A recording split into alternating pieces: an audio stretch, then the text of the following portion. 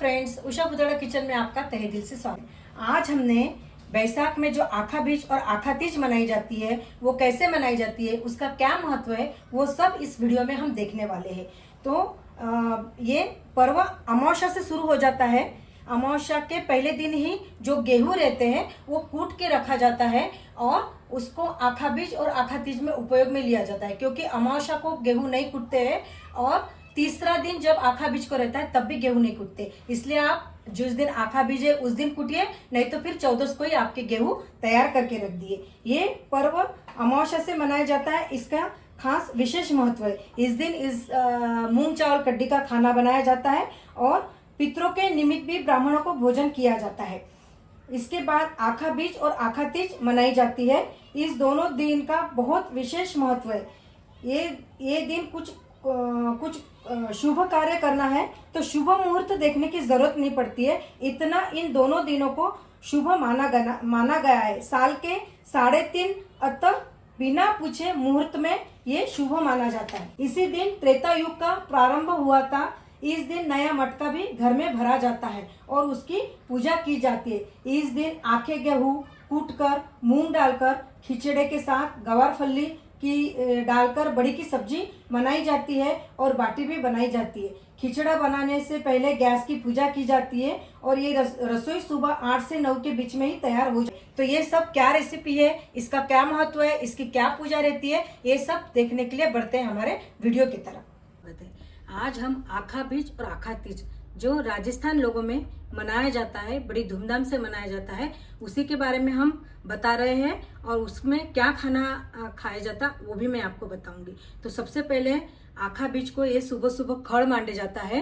कोई अमावस्या को भी मानता है, 5 दिन रखता है। कोई आखा बीज और आखा तीज को मानता है। कोई आखा बीज को मान के आगे के 5 दिन रखता है। सबकी अपनी अपनी परंपरा है। मैं आखा बीज को मानती हूँ, आखा तीज को रखती हूँ और आखा तीज के आगे के दिन में मतलब पूरा 2 दिन रख के आगे के दिन में मैं उसे उठा देती हूँ। तो इसके लिए हमने एक थाली ले ली है और अलग अलग टाइप के इसमें धान रख दिए हैं। कच्चे धान जो रहते हैं, ये काले चने रख दिए, आम रख दिया है, मोट रख दिए और हरे मूंग रख दिए हैं, कपास रख दिया है और छोले रख दिए हैं और पान रख दिया है। आप चाहिए तो ओरिजिनल पान जो मिलता है, खाने वाला जो पान रखता है जिसमें गणेश जी मांडे जाते हैं, वो पान रख दीजिए। और यहाँ पे भी मुझे आज वो पान नहीं मिले तो मैंने ये मेरे पौधे में जो पान लगे थे वो रख दिए। तो इस तरह से ये खड़ मांडा जाता और इसकी पूजा की जाती है। परंपरा ये पुरातन लोगों से चलते आ रही है, रीत है ये, और आज भी ये रीत राजस्थानी लोग फॉलो करते हैं। तो इस तरह से आप नई लड़कियां जो है उन्हें पता नहीं है तो उनके लिए भी ये बहुत काम की वीडियो है। तो आप इस तरह से ये खड़ मांड सकते हैं। इस आखा बीज को शुभ कार्य करने के लिए कोई मुहूर्त नहीं देखा जाता है और कोई सबसे बड़ा और शुभ दिन यह माना जाता है। कोई भी नए काम की शुरुआत करने के लिए हम इस दिन कर सकते हैं। गाँव में तो आज भी मान्यता है, सभी लोग एक जगह पे कोई मंदिर में इकट्ठा होते हैं और पूरे गांव में जाके खिचड़ा खाते हैं। कोई गांव में, हर गांव में अगर आप किसी के भी घर चले जाएंगे तो आज के दिन आपको गेहूं का, तुअर दाल का, गेहूं का या मूंग का खिचड़ा बनाया जाता है। उसके साथ बड़ी की सब्जी बनाई जाती है और बाटी बनाई जाती है। वो हम आगे वीडियो में देखें। आखा तीज का यही महत्व है कि इसमें जो धान हम बनाते हैं, जो खिचड़ा बनाते हैं, वो आखा रहता है। आखा धान सिजाया जाता है और आखा ही धान खाया जाता है। गेहूं को कूट के जो उसका छिलका उड़ाया जाता है और वो गेहूं आखा का आखा ही रहता है और वो गेहूं और आखा मूंग सिजाया जाता है। तो ये आखे धान को सिजाने का महत्व इस दिन होता है। अब हम खिचड़ी के लिए गेहूं कैसे तैयार करना है वो देख लेते हैं। मैंने यहाँ पे 1 कप गेहूं लिया है। मेरे घर के हिसाब से इतने बहुत है, लेकिन फिर भी मैंने पहले तैयार करके रख दिया था, इसलिए आज मैं सिर्फ आपको बताने के लिए 1 कप लिया है। मैं भूल गई थी पर अभी याद आया मुझे कि वीडियो बनाती हूँ और आपके साथ भी शेयर करती हूँ। तो इस तरह से मैंने ये पहले ही बना के रख दिए थे। तो ये गेहूं बनाने के लिए मैं कैसे बनाना ये आपको बताती हूँ।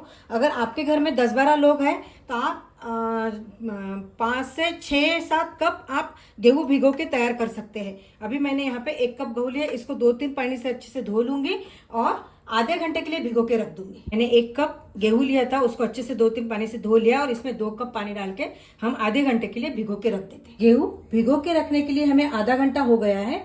अब हम इस टाइप के एक हैंड मिक्सी लेंगे और बस पानी के साथ ही इसके ऊपर हम इसमें चंक्स करेंगे।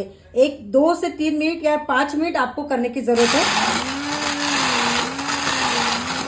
बस ऊपर नीचे करते जाइए और 5 मिनट आप इसे इस तरह से रुक रुक के करते रहिए। बस हैंड मिक्सर नहीं है तो गेहूं को एक 15 मिनट आप पानी में भिगो के रखिए और जो मिक्सी आती है मिक्सी में पूरा पानी निकाल के सिर्फ गेहूं डालें और पल्स मोड पे उसे 2 से 3 मिनट आप ऊपर नीचे कीजिए और वो जो छिलका रहता है फटक के उसको निकाल दीजिए, तो भी आपके गेहूं तैयार हो जाते हैं। मैं आज आपको इस तरह से बता रही हूँ। पहले हम लोग उसी तरह से करते थे, लेकिन मुझे मेरे ननद ने बताया, मेरे सिस्टर इन लॉ ने बताया मुझे कि इस टाइप के गेहूं करने से भी बहुत अच्छे बनते हैं, तो मैं आज इस टाइप से आपको बता रही है। और बहुत इजी मेथड है और इसमें गेहूं का चूरा भी नहीं होता है। मिक्सी में हम जब करते हैं तब थोड़ा गेहूं हमारा ब्रोकन हो जाता है, पर इसमें हमारा गेहूं पूरा अक्खा का अक्खा रहता है। और आखा तीज को जो आखा अनाज सिजाने का महत्व है वो इसमें पूरा हो जाता है। मैंने 1 से 2 मिनट ही इसे घुमाया, हमारा गेहूं कम है तो जल्दी हो जाएगा। और देखिए इस तरह से हाथ के ऊपर इसका ऊपर का जो छिलका है वो निकलते जा रहा है और मेरे हाथ पे लग रहा है, तो इस तरह से आप कर सकते हैं। अगर आप मिक्सी में करते हैं तो मिक्सी में पानी मत लेना, पानी पूरा निकाल देना और सिर्फ गेहूं पानी को पूरा छान लेना और गेहूं को पल्स मोड पे चलाना। वे 1-2 मिनट में आपके गेहूं तैयार हो जाते हैं। पर अगर हम हैंड मिक्सी से घुमा रहे हैं तो पानी के साथ हम घुमा सकते हैं। देखिए अब ऊपर से हम सिर्फ पानी निकालते हैं तो आपको छिलके ऊपर रहे हुए दिख जाएंगे। ये देखिए ये कितने सारे छिलके इसमें के निकल गए। ये देखिए मैं नजदीक से बताती हूँ, ये देखिए सारे छिलके उड़ गए। गेहूं के ऊपर जो छिलके थे वो सारे उड़ गए और इसमें से ये निकल गए। तो मैं सिर्फ आपको बताने के लिए छाना हूँ कि देखो कितने सारे छिलके निकल जाते हैं। इस तरह से मैं इसमें और पानी डालूंगी और वो पानी छानते जाऊंगी ऊपर और पानी ले लिया मैंने, इस तरह से हिला लिए और इसके पानी हम छान लेंगे। छिलके जो ऊपर आए वो सामने आ जाएंगे। अभी और पानी डालूंगी मैं और छिलके हटा दूंगी। इसलिए ये 4-5 बार पानी लेते जाना और ऊपर का पानी आप निकालते जाइए। ये देखिए मैंने 3-4 बार कर लिया है। गेहूं हमारे सफेद हो गए और इस तरह से छिलका पूरा उतर गया। अभी आपको अभी करना है तो आप अभी खींच की तैयारी कर लीजिए, अदरवाइज आपको आपने 4 दिन पहले करके रखे हैं, क्योंकि ये गेहूं अमावस्या के पहले दिन यानी 14 को ही तैयार करके रखा जाता है, क्योंकि ये गेहूं अमावस्या के दिन भी तैयार नहीं करते, अमावस्या के दिन भी ये छिड़ते नहीं है। और आखा तीज और आखा तीज तीसरे दिन रहती है तब भी ये गेहूं तैयार नहीं किए जाते। अदरवाइज आप आखा बीज और आखा तीज के दिन तैयार कीजिए, नहीं तो फिर अमावस्या के पहले यानी 14 को तैयार करके रख दीजिए। तो आप 14 को अगर तैयार करके रख ले ऐसा हो जाता है। और इसे एक कपड़े के ऊपर सुखा दीजिए। अच्छे सूख जाने के बाद इसे एक डब्बे में आप भर के रख सकते हैं। ये आप 1 महीने तक भी यूज में ले सकते हैं। 1 महीने के बाद में आप इसका खिचड़ा बना सकते हैं, लेकिन वो अच्छे से सूख जाना चाहिए। अगर अच्छे से नहीं सूखे तो उसके ऊपर फंगस आ जाएगा, तो उसको अच्छे से सुखा दीजिए और बाद में इसका खींच कैसे बनाना ये मैं आपको बताऊंगी। और ये जो छिलके निकले हैं ये हमें फेंक देना है और ये जो पानी है ये भी हमें फेंक देना है। इसका कुछ काम कटोरी 1 कप ही गेहूं था, 2 कटोरी गेहूं थे, इसलिए बहुत कम छिलका निकला। अदरवाइज जब 6-7 कप का हम खिचड़ा बनाते हैं, अगर आपके घर में मेंबर ज्यादा है, अगर 10 मेंबर है तो आप 5 से 6 कप का खिचड़ा बना सकते हैं। और अभी कम मेंबर है तो आपको 1 या 2 कप का भी गेहूं का खिचड़ा कम हो जाता है। फिर बाद में इसमें मूंग भी गिरते हैं, तुअर दाल का बनाया तो तुअर दाल भी गिरती है, इसलिए अभी मैंने 1 कप का ही बनाया। और बाकी पहले का तो हमारे पास तैयार किए हुआ तैयारी है, मैंने वो 14 को भी बना लिया था, तैयार कर लिया था। गेहूं पूरे छान लिए मैंने और एक कॉटन का कपड़ा लेके उसके ऊपर इस तरह से फैला के हम सुखा देंगे। अब इसे 4-5 घंटे आप आराम से सूखने दीजिए। अभी हम खींच चढ़ा रहे हैं। खींच चढ़ाने से पहले हम गैस की पूजा कर लेंगे। बीच में मैं एक स्वस्तिक निकाल रही हूँ। आज नया दिन है तो खींच बनाते हैं तो गैस की जरूर पूजा करनी चाहिए। आजकल की हमारी जो नया जनरेशन है उनके लिए खास वीडियो है, ताकि उनके भी पता चले कि हमारी परंपरा क्या है, हमारे सारे त्योहारों की मान्यता क्या है, ये उन्हें भी पता चले। कुकू, चावल, हल्दी सब डाल दिया, ये मूली डाल देंगे थोड़ी सी और ये एक फूल रख देंगे और हाथ जोड़ के हम सबके लिए अच्छी मनोकामना करें। जो गेहूं हमने हैंड मिक्सी से बारीक किए थे वो 5-6 घंटे सूख के तैयार हो गए। इसे और अच्छे से सुखा दीजिए तो आप 1 महीना भी इसे खराब नहीं होते, 1 महीना भी आप इसे स्टोर करके रख सकते हैं। तो अब मैं इसमें का आधा कप गेहूं लूंगी, क्योंकि हम 2 ही लोग खाने वाले हैं, तो हमारे लिए आधे से पौन कप गेहूं बहुत हो गया, तो मैं पौन कप गेहूं ले रही हूँ। कुकर में मैं आधा कप ले रही हूँ तो उसका दुगुना थिक मैं पाउन कप गेहूं ले रही हूँ, तो इसमें 3 मैं पानी इसमें डाल दूंगी। एक बॉईल आने देंगे हम, और उसमें हमारे ये पाउन कप जो गेहूं ले रही हूँ मैं, ये पाउन कप गेहूं ले रही हूँ। पाउन कप 2 लोगों के लिए बहुत है, तो ये इसे धो लूंगी ताकि इसके ऊपर कोई छिलका बचा है तो धो के मैं इसमें डाल दूंगी। पानी को बॉईल आ गया है हमारे। अब इसमें गैस थोड़ा धीमा कर देंगे और इसमें हमारे ये धोए हुए गेहूं डाल देंगे और ढक्कन लगा के मीडियम आंच पे एक विसल ले लेंगे इसकी। एक विसल लेने के बाद गैस बंद कर देंगे। बाद में इसमें हम तुअर की दाल डालेंगे। हर एक गेहूं को एक विसल आए तब तक हम बड़ी की सब्जी की तैयारी कर लेंगे। मैंने आधा कप ही ये मूंग की दाल की जो बड़ी रहती है, मारवाड़ी लोग बनाते हैं स्पेशल, वो बड़ी ले लूंगी मैं। और इसकी सब्जी कैसे बनाना ये बताऊंगी आपको, क्योंकि खींच के साथ बड़ी की सब्जी बनाई जाती है। मैंने 2 कप पानी बॉईल करने रख दिया है। अभी इस पानी को अच्छे से बॉईल होने देंगे। उधर हमारे गेहूं भी पक रहे हैं। धीमा गैस कर दिया है मैंने। अभी 1 सीटी आएंगी तो हम गैस बंद कर देंगे और उसे पूरा ठंडा होने देंगे। बाद में उसमें दाल डालेंगे। कुकर का पानी बॉईल हो गया है, ये बड़ी इसमें डाल देंगे। इसे अच्छे से मिक्स कर लेंगे और कुकर का लीड लगा के 2 सीटी हम इसकी निकाल देंगे ताकि हमारी बड़ी अच्छे से सीज जाए और वो नरम हो जाए। हाथ से दबाएं तो वो गलने लगे। मीडियम आंच पे बड़ी के कुकर को 2 सीटी आ गई है। अभी हम गैस ऑफ कर देंगे और कुकर को पूरा ठंडा होने देंगे। इधर हमारे जो गेहूं चढ़ाए थे उसकी भी 1 सीटी आ गई है, उसे भी हम अब गैस बंद कर देंगे और दोनों को ठंडा होने। अब हमें गेहूं जो चढ़ाए थे वो ठंडा हो रहा, तब तक हम दाल की तैयारी कर लेते हैं। इसमें आखा अनाज छिड़ाते हैं तो आखे मूंग के साथ ही ये खिचड़ा बनाया जाता है। लेकिन मेरे यहाँ पे मूंग का खिचड़ा थोड़ा कम पसंद है, तो मैं शुगनों के हिसाब से थोड़े से आखे मूंग डाल रही हूँ और बाकी का तुअर की दाल में बना रही हूँ। तो मैंने पाउन कप तुअर की दाल ली, तो उससे थोड़ा कप मतलब आधा कप मैंने पाउन कप गेहूं लिया है, तो उससे थोड़ा सा कम मतलब आधा कप मैं इसमें तुअर की दाल डाल रही हूँ। और ये मूंग, ये दोनों को मैं अच्छे से धो लूंगी और वो जो हमारे गेहूं पक रहे हैं उसमें ये डाल के और हम सीटी ले लेंगे। इस सब्जी में गवार फली, आखा तीज के टाइम गवार फली डालने का विशेष महत्व होता है। तो ये मेरे पास कुछ सूखी हुई गवार फली है, सुखा के डालते हैं ये।